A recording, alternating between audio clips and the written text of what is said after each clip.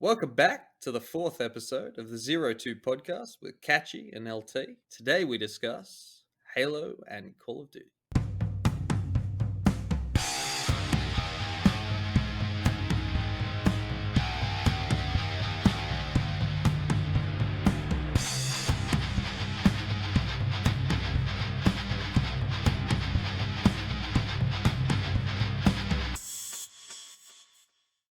All right, so kicking off the episode, we're going to be talking Call of Duty. Started way back in 2003 with Infinity Ward. Did you play the first Call of Duty, bro?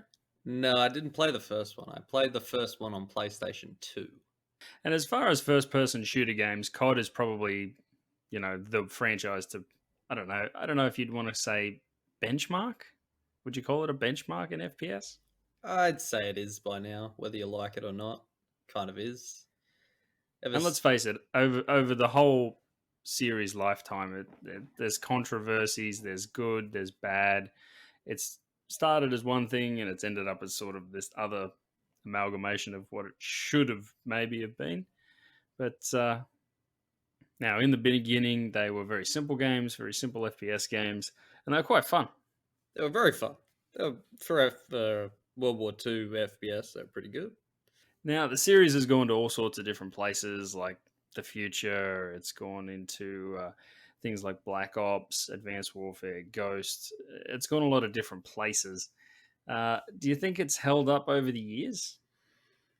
I think it's held up to a certain standard that it set itself many years ago, probably with like Black Ops 2 or something, Black Ops 1, but I don't think it's really gone anywhere since then, even with a change of setting, different multiplayer, battle royale, anything. I don't think it's really that much better. And even in sheer scale, like the amount of Call of Duty games there are is actually ridiculous. And not only that, the amount of studios that have worked on them. Well, they have to get them out one a year. So apparently, according to Activision, it has to be at least one a year, every year.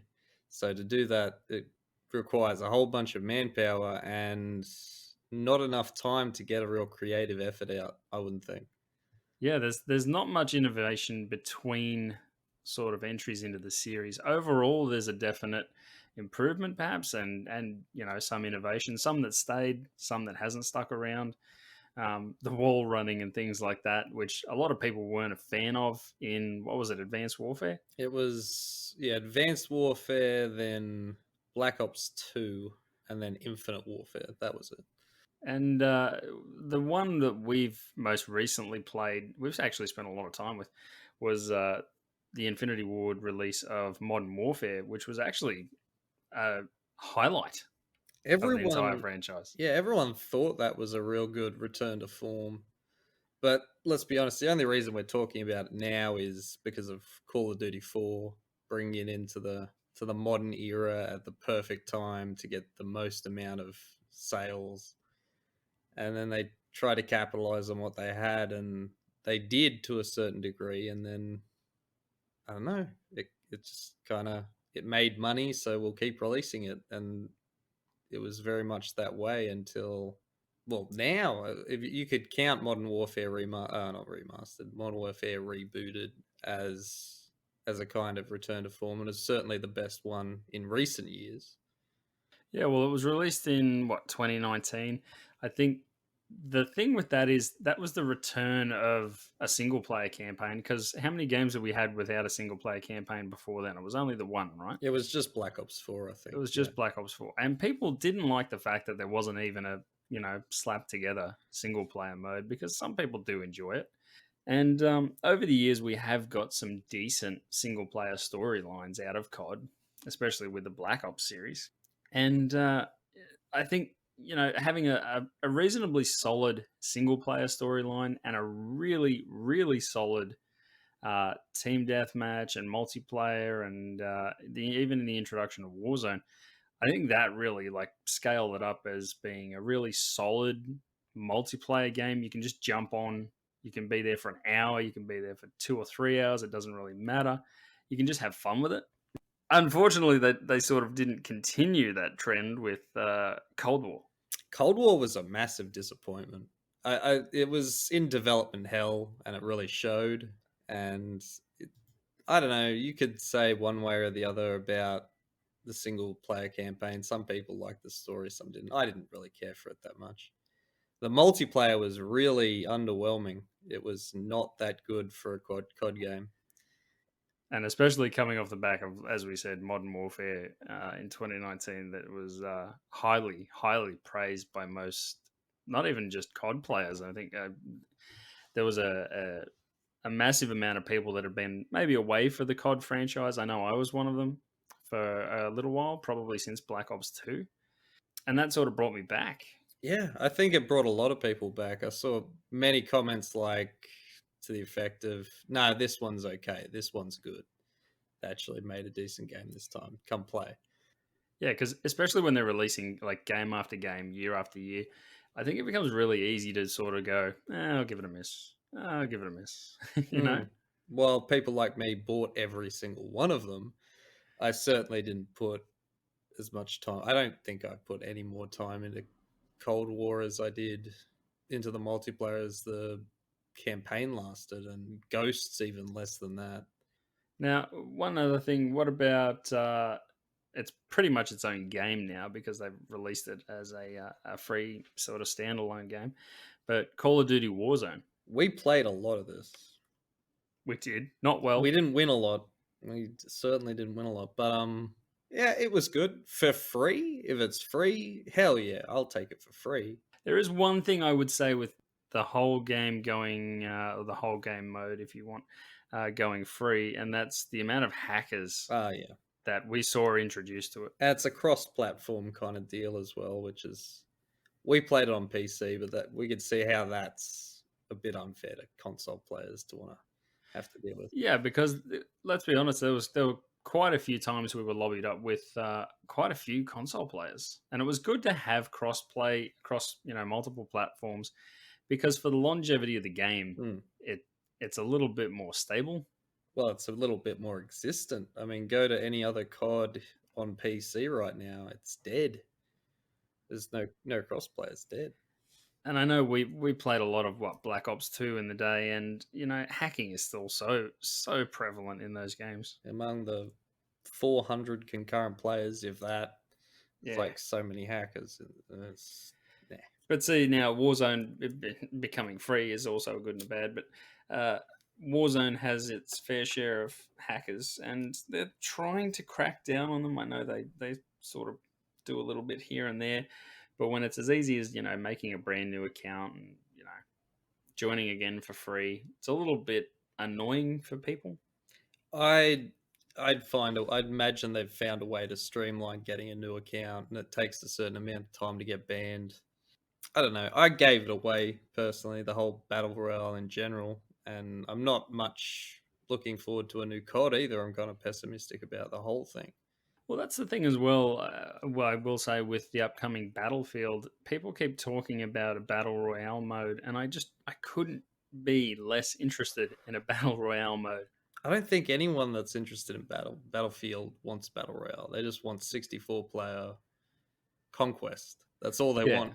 massive maps, vehicles, destruction. Yeah, and just done well, unlike Five or Yeah, because Hardline. we're both massive fans of the Battlefield franchise when it was like Battlefield 4, Battlefield 4. Even Battlefield 1. Battlefield 1 was pretty good too. Yeah. Had some good maps, good times, but I don't know. It's just cashing in on what they think will make them money. And COD themselves, Call of Duty, was cashing in on what PUBG and Fortnite were doing, and it did work for them. But I think that whole battle royale thing is going to start to drift off from 2021 on. I think so too. I think it's a passing fad, and I don't think it's going to stick around. I don't think it'll stick around except for the platforms that made it big, like Fortnite, and PUBG's coming out with their sequel soon or whatever. So probably, I honestly can't believe Fortnite is as big as it is. That game astounds me. well, good business, and they're riding it out as hard as they possibly can until it dies. So I shouldn't actually say it astounds me. I should say it baffles me as to how big that damn thing is. it's what the biggest game there is, apart from. I mean, how would you gauge what the most played game of all all time right now. Or right now is. Well, look, over the last couple of years, for the sheer amount of players that it's probably had and the age range that I think that plays it, Fortnite has to be up there. Yeah, I've got a cousin that's about 10 and he loves playing it. So yeah, there's probably a lot of that. Another thing that constantly surprises me is they do a lot of crossovers with, we've seen them crossover with introductions of Marvel characters as skins and things like that, but also a Xenomorph, like from the Alien franchise, and multiple other things. Like, I don't know how they get the rights to those They things. can secure. Epic has a lot of money. Has a lot of money, which is what they've been able to do with the Epic Game Store and being able to secure titles to just that platform. And they have a ton of money, and they're getting a lot more from Fortnite's system. So, back to COD briefly. What would you say is your probably favorite entry in the entire franchise? If you could have any game today, what would it be? 4. Call of Duty 4? I've played that game so much. It came out when I was right around the right age for a COD to come out. I was in what, year 10? And I played that so much over and over and over. Just the camp, even portions of the campaign, just over and over and over on Veteran. I'm still very nostalgic for that game, and I think it's still a very well put together game altogether.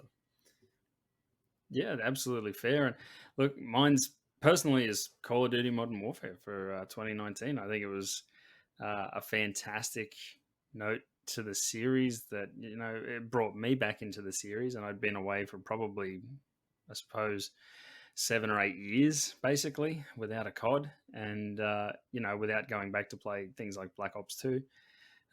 Yeah, I love Modern Warfare. I think there's a lot of things right in that game, and I really hope they can actually do like a follow up that is just as good. Well, Infinity Ward, yeah, there's 2 amazing campaigns in both Modern Warfare and 4. That will tip it over because you can come back to that anytime if you're like, oh yeah, that was a great campaign. I'll definitely play that again. Yeah, absolutely, and that's the one thing I'll say about having campaigns that are actually memorable. I mean, the airport mission. Now, which Call of That Duty was was in Modern Warfare 2, but still Modern Infinity Warfare Ward, yeah. 2? Yeah, it's those missions stick with you, Oh, even it's if you don't. powerful. Yeah. Yeah, even if you don't remember maybe some of the story, maybe some of the characters. As soon as you see what's going down, you step out of the elevator, you got these guys next to you. It's like, hey, what's going on? It's like, holy shit, they No went there. Russian. They did. They went there. That definitely set up the. I don't know if that quite set up Russia invading the United States and suburbia. I don't know if it quite did that, but it definitely set up something. It was powerful, Yeah, and memorable. memorable too. Yeah, So edgy too. yeah, exactly. And look, there's been other controversies in the Call of Duty franchise, and they've had their fair share of problems. But overall, look, they're usually fun games. Like I said, you can hop on for an hour, 2 hours, whatever, and usually just lose yourself in some even team deathmatch. It's I'm just happy to easy. play TDM. I'm happy to play that. That just keeps going and going and going, and you go through a rotation of maps, and before you know it, the sun's down. Yeah, exactly. That's It's good. easy to lose a couple hours. Now, what would you say would be your worst in the series? The worst that I've played, probably Ghosts on PC for the reason that it's Ghosts, so it's terrible to begin with, and also on PC it's completely unoptimized and looks terrible. Mm. Personally, for me, because I hadn't played Ghosts, I hadn't played Infinite Warfare or Advanced Warfare. The only other COD that I played recently is World War Two, and that was really underwhelming too because it was sort of returning to COD roots in a World War Two background, and yeah, it just wasn't a good game. No, it didn't have that factor. Sledgehammer Games doesn't really bring that. I don't think they were supposed to have led Cold War, and they kind of fucked that up, and they had to bring in Treyarch to fix it. I couldn't be bothered with it. The only reason I played it was free. So Yeah, I actually did the same thing. I got a free version on PlayStation, I think, hmm. and I played a couple of hours, and yeah, it just didn't feel that fun. Now, with the Call of Duty franchise, personally, would you prefer them to go like back World War One, back World War Two, sort of to their roots, or would you prefer them as like a modern day shooter? I think World War II has been done. Yeah, I think unless you got some amazing new revelation that you can bring to what World War II is, probably leave it alone. I think if they go back to like World War One, World War Two, they'd have to have a really, really compelling story to go with Mm. it, and that you could possibly do. Um, if you just made the multiplayer, standard, pretty fun, just able to waste time in it, I think that'd be okay. But I really think a modern setting, current day setting, is the best place for this franchise to be. You could go a current day setting, which is because it's got infinite possibility. You say it's World War II, you've got only so many places in the world it can be, you've got only so many weapons you can use. You're really hamstringing yourself creatively, and that carries over into the multiplayer as well. I think future slash current day, there's a lot more room for fictional elements, and like Battlefield 4, you can take it to China, which is maybe less than fictional soon. Yeah, that's we could be playing that current day basically. Now, there's one other thing I will add about Call of Duty. If you've ever played it online, you're a hard ass. You're a badass. Okay, because you can take all sorts of mental and emotional abuse. Especially with the earlier ones, like leading from Call of Duty 4 all the way to like especially Black Ops 2. That was a rough environment. It was a Yeah, rough environment. the jokes about my sexuality and my mother, I never knew there were that many Uh, jokes to be made. it You think that that won't hurt you, but the thousandth time, it really tests you. You know You when gotta wonder. it hurts you especially when the other person that's saying it is doing much better than you. Oh yeah, yeah. I can't hear you all the way back down there on the leaderboard. Yeah, just Oh, scraping the bottom of the barrel. no, there's a lot, all sorts of abuse, and I miss that. I really miss that. I gotta say, like, there's a certain beauty to be able to mute everyone from the outset in the newer CODs and all newer games, but the abuse that happened on 360 Live, it'll have a special place in my heart, But and that's it's still there. yeah, but that's also some of the fun too. Yeah. There's nothing better than having a personal vendetta against someone on that other team. Is like, "Oh, man, I'm going to kill you. I swear to God. And then him just no scoping you at a distance of 200 meters and like, yeah, your mum. Mm, you know, yeah, but that worked. That was entertaining, and yeah. There have been many a rage filled night playing Call of Duty. oh, believe you me, there has been many, many rageful nights. Kicking things off with our second topic of the day, Halo Combat Evolved. Let's talk about it. Came out for the original Xbox in 2001. This was a big reason the Xbox sold well. I think it was the reason we still have an Xbox today. I think Bill Gates thought, "Oh, okay, it's worthwhile keeping on in this market because of that one game." Yeah. I think Bungie, when they created Halo, you look back in some of the interviews and things like that of the original staff, they were creating something that they all genuinely loved.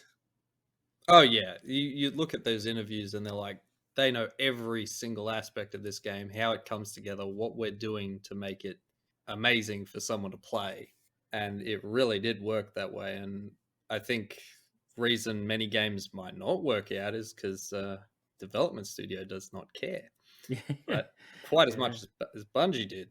Yeah, And I think Bungie created something that was really really enjoyable. A really cool story. The storyline was great. yeah, can't fault it for the story. It was one of the better ones, like coming off like Half Life and things like that. FPSs hadn't seen a lot of great stories. They hadn't seen a lot of epic stories on such a scale as Halo. And that was way back in 2001, and that shocked everyone. It had great graphics, it had really, really well tuned gunplay. Excellent music, Oh, the excellent soundtrack dialogue, was great. Yeah. excellent characters. They created something really cool with Master Chief. And some of the most memorable levels in the entire series. I mean, come on, Library. Library, yeah. Library could be my favorite Halo mission of them all. Not if you're playing on Legendary. That makes it a whole different I thing. only do that when I need to feel like hating myself. Yeah, I don't know. There was certain Halos, they didn't keep the difficulty consistent. Like legendary on 1 is nowhere close to what legendary on 3 was. 3 was easy as easy compared to 1 and 2. Well, that actually will lead that directly into Halo 2. Now, Halo 2 copped a little bit of flack for upping the damage of the enemies in legendary mode and probably reducing the shield. Oh yeah, I didn't know about that. Really? Yeah. And on legendary mode, basically, I think it was roughly 6 shots from an elite's plasma rifle or plasma rifle would pretty much put you in the ground. Oh yeah. Whereas in the original Halo, I think it was something like 12, 13 shots. So it's much longer. Another thing Bungie took a big chance on in Halo 2 was actually the introduction of the Arbiter and being able to play as him. It was interesting to see from the other side, sort of the perspective of, what the Covenant is actually doing, what they think of all this, what their mindset is, and how their hierarchy sort of operates with, we know we've got grunts, elites, and then the prophets, but it's cool to see how all that works.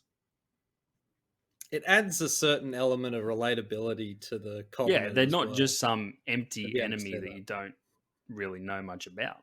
Yeah, no, it adds I guess, a human element to them. Makes you more invested And overall. not to mention the introduction of dual wielding, which I still say was friggin' sweet. Dual wielding is something that's underutilized in most FPSs. I think the opportunity to see you have two hands to hold two guns and to fire them both at the same time is lost on many And that was games actually these days. restricted in the following Halo games. But yeah, I think Halo 2 being the first, I think it was probably the most impactful. Do you remember dual needlers, how quick those damn things kill you? Time to kill in that was, yeah, that's real fast. On to the next one, Halo 3. I think your favorite in the series, right? So, moving on to Halo 3, probably one of our absolute favorites, and probably my personal favorite of the original trilogy. You're not counting things like Halo ODST or Reach or stuff like that within the main storyline of Halo. I definitely think Halo 3 as a storyline is awesome. Oh, Halo 3 is an epic. From start to finish, he falls down, all that, rises back up, goes throughout the whole thing, and the final mission of that is a perfect crescendo to if the whole series did end there, it'd kind of be a way for I it to kind end. of wouldn't have minded it ending there purely for the Cortana Master Chief relationship. That kind of went downhill in subsequent Yeah, I think games. in Yeah. Halo 4, Halo 5, Cortana just isn't. I never wanted to see her as a villain. I was always sympathetic to Cortana, and even as an AI, she had a little bit of personality, a lot of personality. I mean, Yeah. you were listening to Yeah, her no. for the most of the games. Yeah. I don't know. It seems like it could be a cop out for 343, but we'll get around to that. Now, some of the last things that Bungie actually worked on before they left Microsoft and the Halo franchise, we've got things that were offshoots of Halo. So we've got like Halo Wars, Halo 3 ODST, Halo Reach, stuff like that. Out of those, I think Halo Reach is probably, stop me if I'm wrong, but our favorite Halo game, period. Yeah, I think Bungie had the whole formula. They knew what they were doing, and they made a spectacular Halo game without Master Chief and on the way out of the doors of Microsoft. Yeah, I think Halo Reach was just, they got the gameplay down, they got a cool story, cool characters, and it was, you're invested, but it also ties into, the original trilogy as well. But did you ever play Halo Wars? I didn't play Halo Wars, Yeah, no. so Halo Wars was a RTS game, wasn't it? Yeah, RTS. And it was by Ensemble Studios, so the same guys that did all the Age of Empires games. And I really enjoyed it for like something you can just sit down and imagine, well, Age of Empires, but with Halo units. So it was really cool. It was cool you could play as the Covenant or the, what are they, the USMC? How'd you find the using a RTS with a like a 360 controller. Did that work? Did that translate or? Yeah, look, it wasn't too bad. They had a couple of little sort of shortcuts here and there so that you weren't always, trying to find yourself on the map, or you could actually jump to certain units and things like that. So it was pretty well done. I would have much preferred it. I much prefer it now on PC. Yeah, well, it's made for it. They try to make it work. RTSs work on with controllers on console, and Yeah, it just feels never really comes out. yeah, it feels slow. It feels clunky. It's definitely made for PC, but it was a sort of knocked together story. Like the story is not fantastic in it, purely for the gameplay. It's if you're a Halo fan, it's fun. RTSs struggle with story. I mean, if you ask me, StarCraft story's not that good. So it's all about the gameplay. Yeah, absolutely. It's got to be fun. And Halo 3 ODST, I think we played originally together. Um, Yeah, yeah. that was I found that really it stood out as a Halo game purely for how they created the levels and things like that. It was a little bit more, I don't know, would you say grounded? It was probably more grounded and it was less scripted. Like they had less in the way of the player, like progress from this point to this point. We want the player to see this and this. Whereas it's more like it kind of had that open world. Well, just go from this point to this point. But I didn't mind that as much because the levels were really kind of appealing. They had a noir kind of aspect to them. And unfortunately, we got to go on to it, but 343 took over with Halo 4. And what do you think of that? Was instantly you could tell the magic was good. You could tell that the same studio didn't have it and it had gone on to something that was like, okay, we have this set of things that we have to do with this massive franchise and we'll do it. And there's less passion in it. And I think it really shows. Although 4 wasn't as bad as it could have been or got, No, I don't think. absolutely not. And we'll move on to that right away. Halo 5. Absolute letdown for me. I know you didn't play it and you're not absolutely not missing out on anything. It just spirals further into not even creating, but destroying Master Chief as we sort of knew him in the original trilogy, and making him not so much a different character, but making him not as interesting, not as fun to play. The introduction of Sprint was a big thing, even in the earlier Halo games. A lot of people didn't enjoy it. It could have been done just as well in the setting with just a static speed, I think. Yeah, I heard somewhere not long ago that if you take the actual tactical normal running of just the movement in the original Halo and then the increased sprint, it doesn't actually save you any time and it's no quicker. Sprint is limited. And, when you're not sprinting, your player is actually massively slowed down.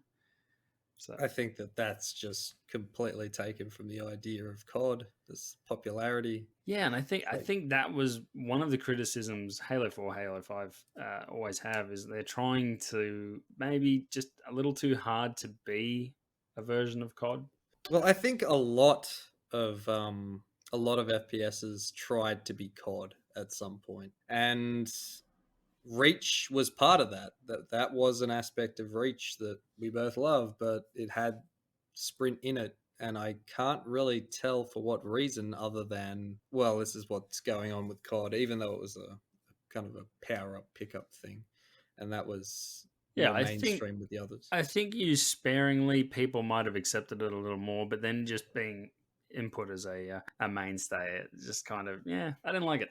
What's the point of it if you have like a cooldown on it? But what's the point of it if you're not a human character and you can just move as fast as you want, pretty much indefinitely? Yeah, So you're like sprinting for short periods and then I'm out of breath. No, no, you're the Master Chief. yeah, and the other thing with Halo 5, the introduction of guys like Spartan Locke as a playable character, and you split your time between sort of Master Chief and Locke, and I don't want to play as Locke.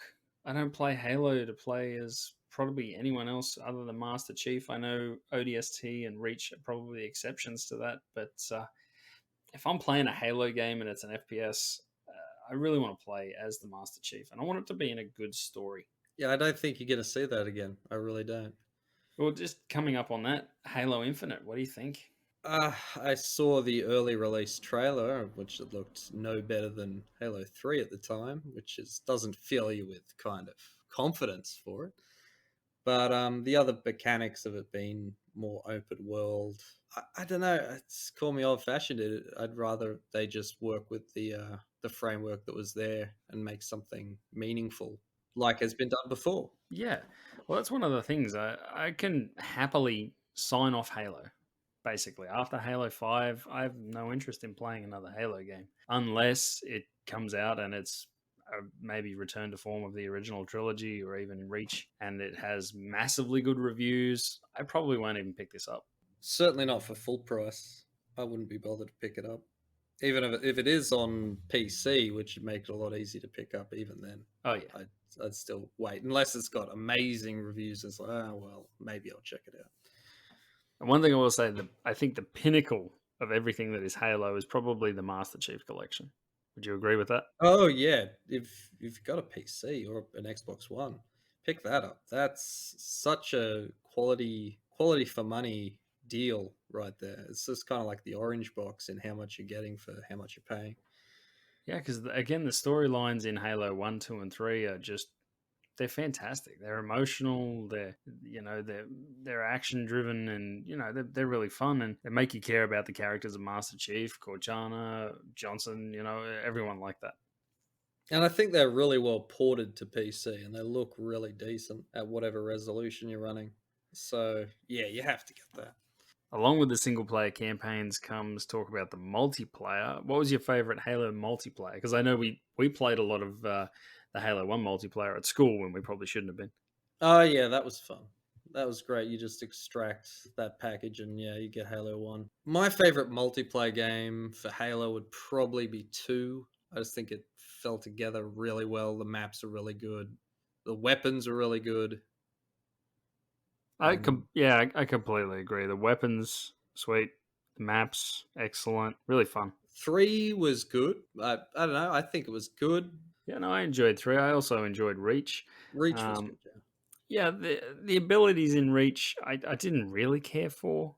Some of the other weapons were maybe a little OP. I know the energy sword's a mainstay, but then you've got the brute hammer and stuff like that. Mm, that can be. It's just something to work around. I don't know. It's part of the game, but the power up system there felt gimmicky, and it felt like something. Unless you were really paying attention, kind of worked against the casual aspect, like you were paying attention to what power up you had at all times. I couldn't be bothered with that as much as just bringing it back to a more simple Halo 2 kind of experience. Yeah, I think that's in the end. That's probably why Halo 2 was just a better multiplayer in our opinion. It's just simple. Yeah, sometimes that's best. And as you said before, the weapons were great. I remember the sniper rifle in Halo 2. The way it looked, the way it sounded was The way just it felt, yeah. excellent. No, that was great fun, especially on certain maps. You could take that and just have a lot of fun trying to get a headshot with it. So, what would be your favorite storyline out of the Halos? Probably actually Reach again because it came to a conclusion. There was a start, there's a middle, and there was a definite end, and the end was within the timeline of the other games. So as a story, I can't fault it. It was perfect. Yeah, I think Halo Reach is something we didn't really expect to be as incredible as it was. And I think it's just, as again, the pinnacle of everything that was good with Halo. Gameplay solid, story solid, character solid, dialogue solid. It was just all around really solid game. Unlike the later games of Halo 4 and Halo 5. Actually, one of the things that I will mention with Halo 4 and 5, the introduction of the Forerunners, I didn't like them as an enemy. I don't think they had the same kind of personality that the Covenant had. I could see that they wanted to do something new. They had to do something new. They had to push it along in some way to make it worthwhile buying 4 over any of the other ones. And don't get me wrong, graphically, 4 and 5 are incredible. They're very pretty to look at, but they feel kind of hollow. And I think, especially with some of the Forerunner equipment that you get, You get a forerunner version of the shotgun. You get a forerunner version of a pistol. You get a forerunner version of, there's, Beam rifle, and yeah, yeah, that was lazy. there's not That's a much, good point to bring up. there's not much innovation. Because yeah, it's just either a version of a human weapon or a Covenant weapon that's already there, and it has barely anything different about it. So And did you know I can't remember which one it was. I'm pretty sure it's the protagonist. Who was the antagonist in Halo 4? oh, who was that guy? I can't remember his name, but I know what you're talking about. Big forerunner alien dude. Yeah, Yeah, he doesn't die on screen. Apparently, I didn't know this because it's been a long time since I played Halo 4. But mm. apparently, you've got to read like a one of the comics or novels or stuff like that to actually see his end. That seems an odd medium to want to put that in. Yeah. And actually, with introductions to like Halo 5, a lot of people were completely and utterly lost as to the story and the gameplay and some of the characters you're supposed to know. But before Halo 5, you're supposed to read like an incredible amount of offshoots to introduce, the things that happened between Halo 4 and 5, some of the other characters, some of the Spartan teams like Osiris and all that. That's not going to work though, because a gaming audience isn't going to necessarily carry over to a comic book reading audience or a Yeah, novel. well, you've got to read comics, light novels, you've got to have listened to a particular Halo podcast. Like it was just the amount of homework you had to do to fully understand the story going into Halo 5 That was crazy. that Crazy. was completely counter to what happened in 1, 2, and 3. Yeah. It was seamless. So that seems like a really bad idea. So yeah, if you were getting into Halo 5, it was a massively convoluted way to try and get into it.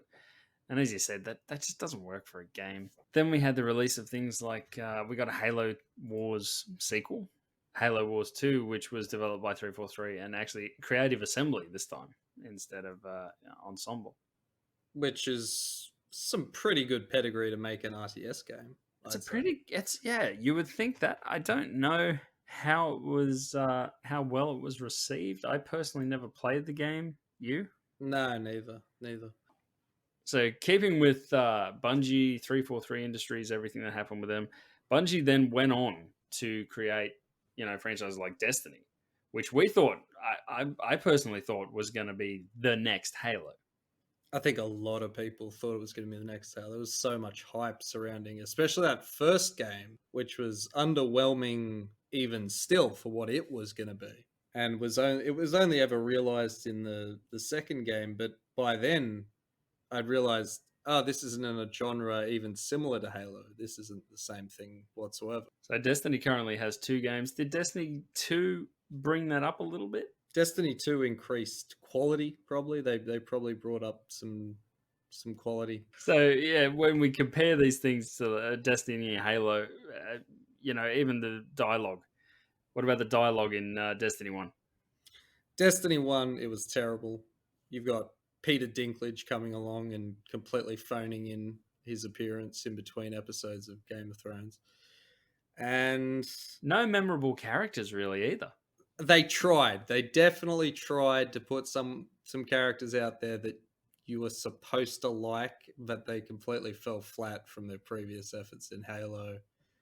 And I get to be suspicious that a lot of the people that were there for Halo 3 and 2 just weren't there anymore, had retired or something. We're left with that. And it's not a bad game for what it is. I guess it's a looter shooter, really.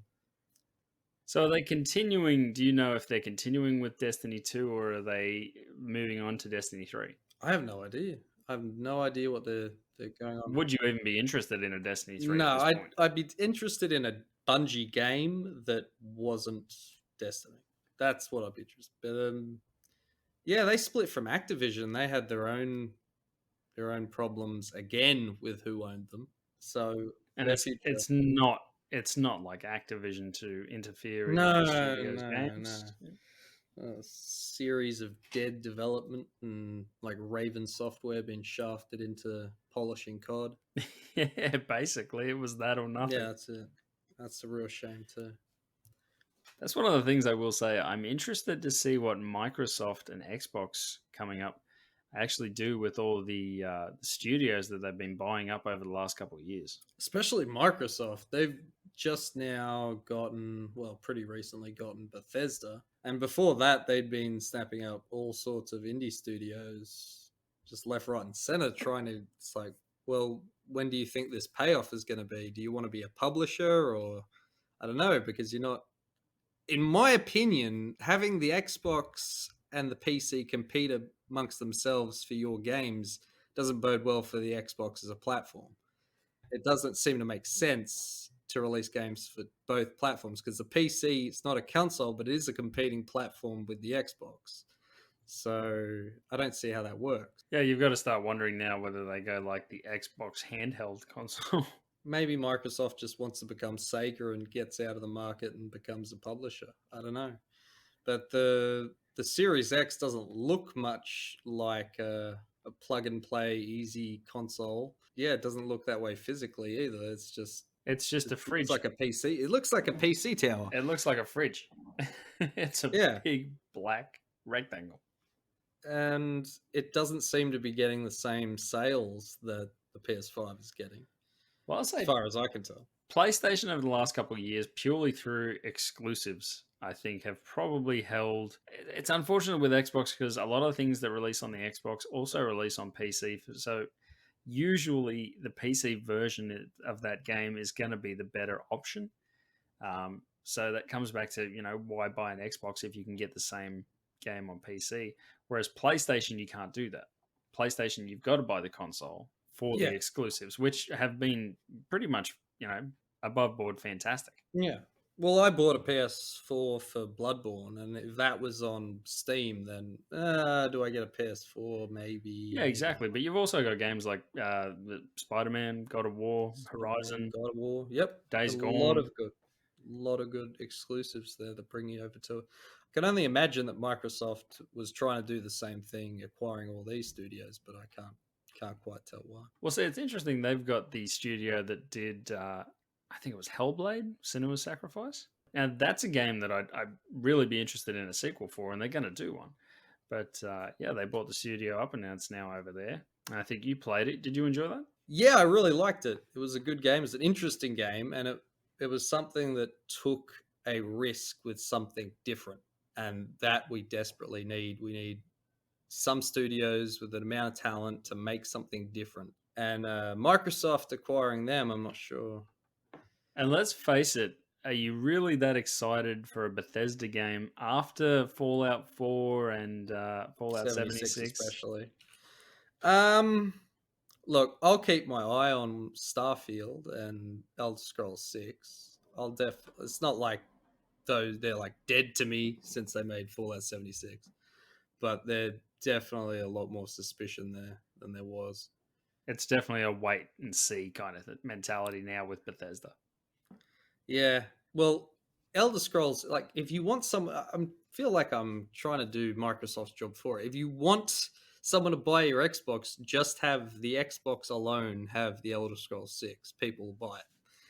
Well, even Starfield is a completely new Yeah, that too. starter franchise. I presume they're going to try and make a franchise out of it.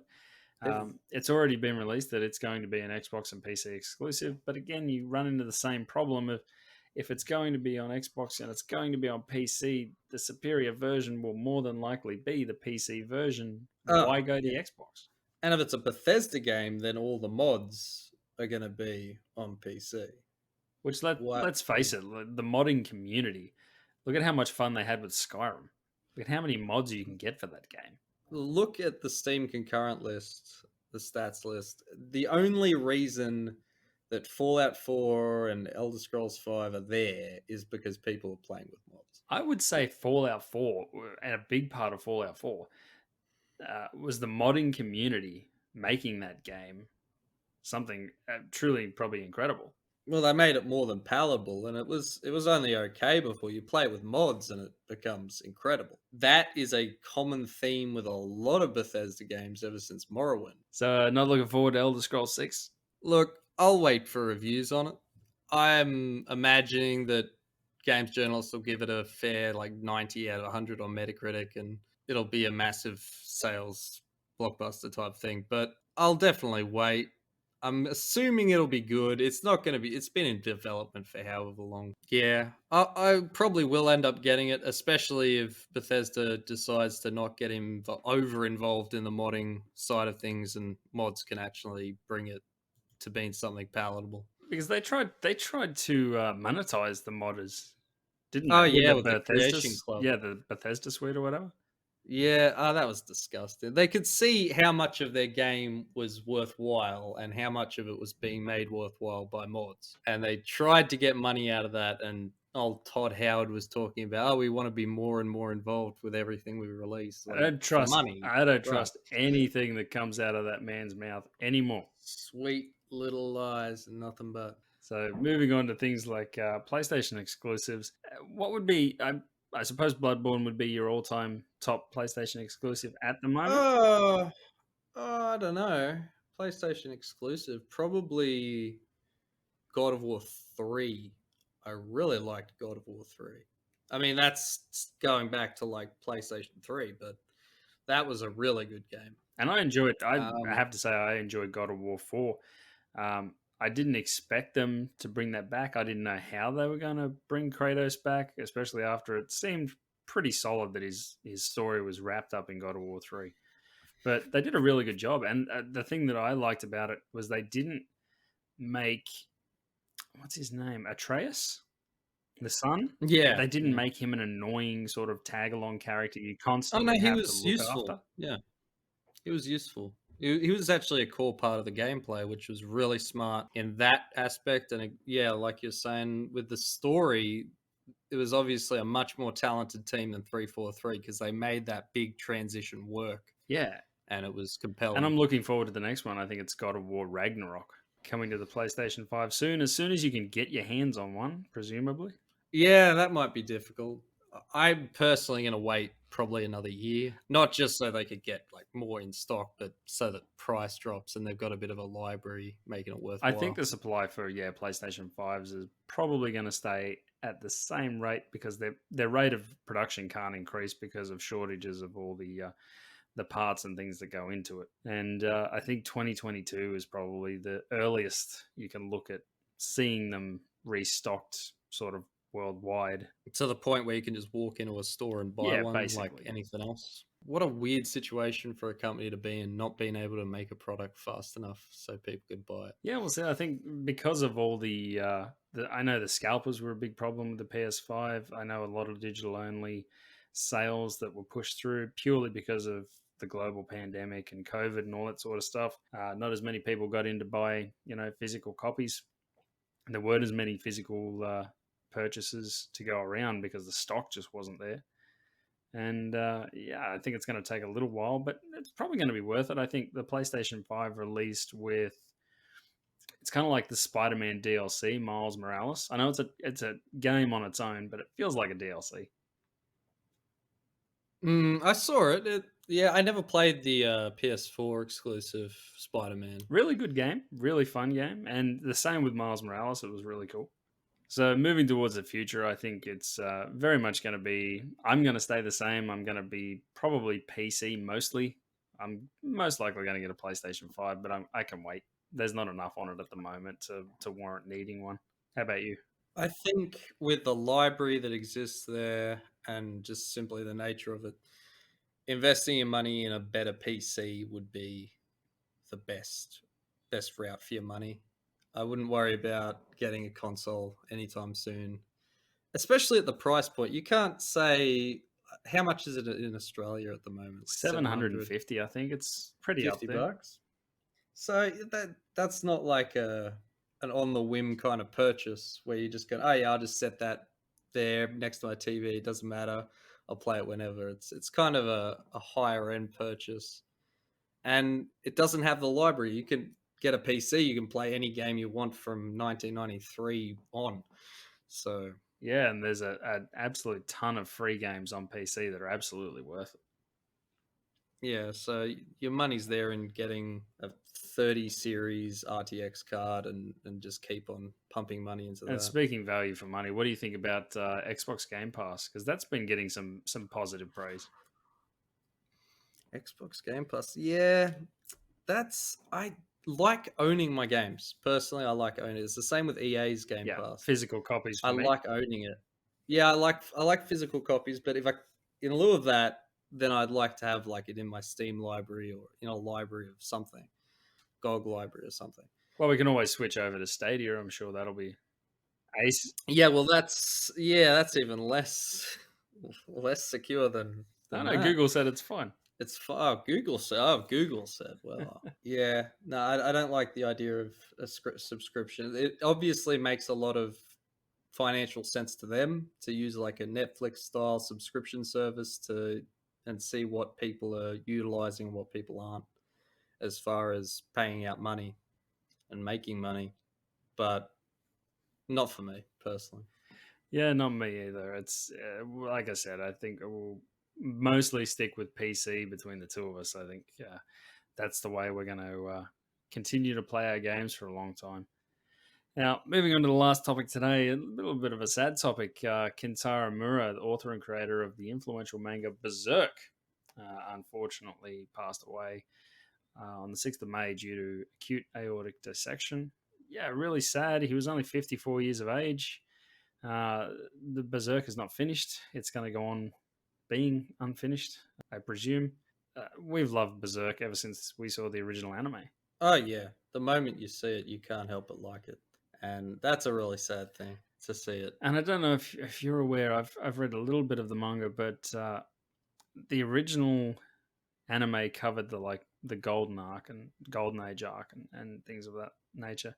That is such a small snippet of the manga. I might get into that because I love that universe and I love what the original anime did. Yeah, it's if you haven't read it, if you haven't seen the original anime Berserk, definitely go see it. The newer films are maybe a little janky if you don't like 3D animation, along Mm. with the newer series. But the original anime is fantastic, and really sad to hear that Kentaro Miura, the author, has passed away, unfortunately. So thanks everyone. This has been the 02 Podcast, episode 4. I'm LT along with Katchy.